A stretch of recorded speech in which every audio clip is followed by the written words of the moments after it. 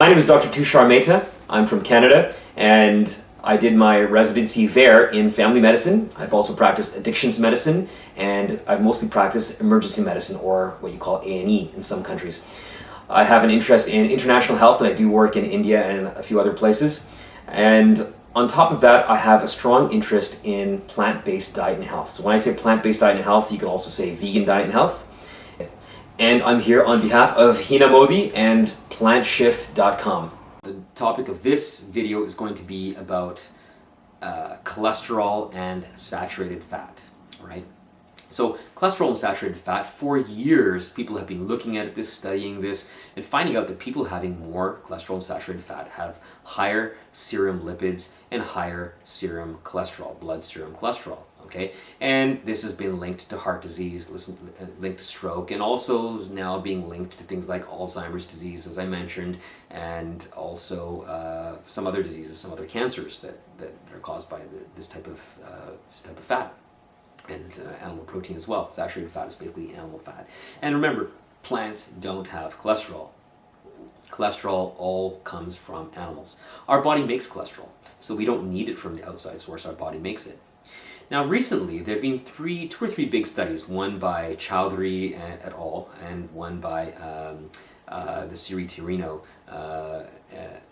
and big studies. They're large studies published in reputable journals showing that cholesterol and saturated fat doesn't seem to have an effect. And it's kind of turned the medical world into this sort of tizzy. And you get this, people like this Nina Tikovits or whatever her name is. She's kind of having her this book called The Big Fat Lie, and lots of videos and talks and things saying that you gotta eat meat, you gotta eat butter, you gotta eat your cheese and everything like that. The fat's good for you. Cholesterol, saturated fat, no problem. Go ahead and eat it. Okay. And the medical world that has been for years thinking that this stuff is bad for you is kind of like scratching its head. Now, a lot of people who are cardiologists and researchers have written into the journals publishing these studies by the Chowdhury, Siri-Tirino, saying that there's various problems with the studies. A lot of criticism of these studies, not by vegetarians or vegans, but just by cardiologists and other people in the field doing research and analyzing the research that other doctors do. Okay, because that's what we do. We do some research, other people can look at in on it, see the methodology, and sort of give comments and give feedback if they see problems, or maybe praise if they see something that's good. And praise is usually in the way of quoting those studies and whatnot. But these studies have received heavy criticism for a number of methodological errors. I'm going to point out one of the big methodological errors that they have. Okay, so back in the old days, in the 20s, 30s, and 40s, people didn't know that smoking was bad for you. They didn't have the statistics showing that it caused heart attacks. We know that now. We kind of accept that now, but a long time ago it wasn't. Because how do you get stats on that? So what a lot of the studies showed, they had all these studies showing people, they sort of considered smoking was normal. Smoking was normal if you're pregnant or not pregnant, and there's all these ads saying, doctors recommend these cigarettes, or doctors prefer these cigarettes, and basically all the doctors were smoking, or at least most of them did, and most people smoked. Okay, it was a normal thing.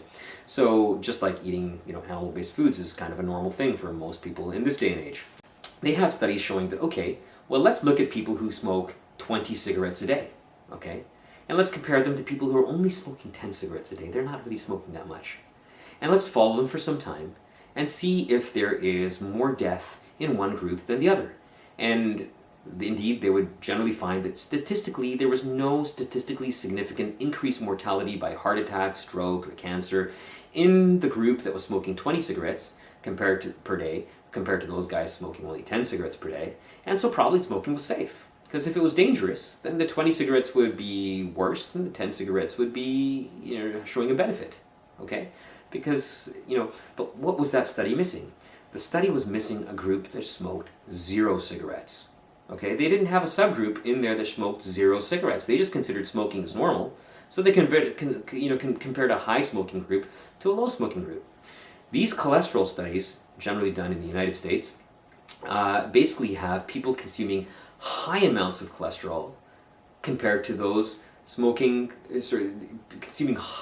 super high amounts of cholesterol compared to those consuming only high amounts of cholesterol. The average American consumes a very high amount of cholesterol, and they're just in the studies, sort of looking at those compared to people with even higher amounts of cholesterol. After a certain point, intaking more cholesterol, your body won't absorb an extra amount. so you sort of max out on the detriment that extra cholesterol intake can do to you, all right? And so a lot of these studies are showing that there's no, detriment in that kind of a thing. It's just like that smoking study that I was talking about earlier, or those group of smoking studies. And so these are one of the major problems with these studies, okay? The other thing is that they're measuring fasting cholesterol, but most of the cholesterol that you get elevation is after you eat. And when you measure the fasting cholesterol, you eat some food with cholesterol and saturated fat, your blood cholesterol and saturated fat goes up, and then by the morning, when you haven't eaten anything overnight, it goes down again. So they're not really measuring the real cholesterol that's affecting people, they're only getting the morning cholesterol. So they're not really testing, the relevance of the number that they have for cholesterol measurements. We know now that it's the cholesterol after you eat and the saturated fat in your blood that's after you eat that actually has more of a problem. So these studies have such problems, coming to conclusions, telling people that cholesterol and saturated fat are not bad, but there's these serious problems with the studies. Indeed, when you look at some of the studies that I mentioned in previous videos, the people consuming the least amount of cholesterol, those on plant diets that are pretty much vegan or almost vegan, like maybe eating a little bit of fish or something like that, but hardly having much animal products in their diet, show to be better than those eating more animal products in their diet. When you look at the fish study that I mentioned in the diabetes section, those consuming the most amount of fish had more diabetes and worse diabetes compared to the least amount of fish. There's another one that I forgot to mention about a breast cancer study that having, the women eating more fish tended to have more breast cancer than the other, those having less, amounts of fish. That was just one study, but that's interesting, and so the animal products it's not so much just about your cholesterol level, which is just a number, it's a blood test. It's really about what you eat, okay? And the studies clearly show that what you eat can reduce or increase the amount of heart attacks, diabetes, strokes, and cancers that you have. When it comes to the cholesterol studies, cholesterol is, in my opinion, a relevant thing to measure, okay, because it does reflect your risk, but we should be measuring more cholesterol and saturated fat in the blood after people have eaten. And we also got to look at,